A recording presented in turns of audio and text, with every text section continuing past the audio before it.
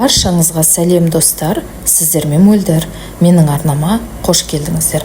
Бүгін сіздерге құйрық майдың рецептісімен бөліскім келеді. Бисмилля деп бастаймыз. Мен осындай 1 килограмм құйрық майды суға салып, толықтай қайнатып алдым.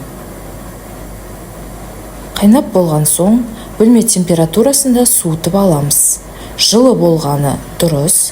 Содан соң өзімізге ыңғайлы етіп, бірнеше бөліктерге видеода көрсетілгендей бөліп шығамыз.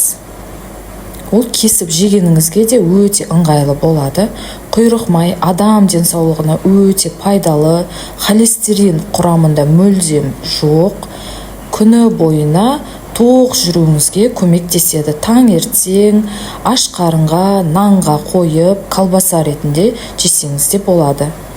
Ең алдымен сарымсақты үкіштен өткізіп, осылай бөлінген бөліктерге жағып шығамыз. Содан соң қара бұрыш пен ащы қызыл бұрышты араластырып, оны да бір келкі барлық жеріне жағып шығамыз. Құйрық майдың түсі әдемі болып көріну үшін қызыл тәтті бұрышқа аунатып аламыз, яғни паприкаға.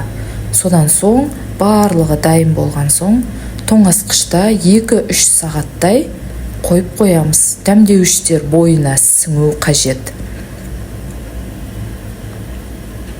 Ең оңай рецепттардың бірі осы. Менің қолданатын рецептімді дәл осы әдіспен қолданамын.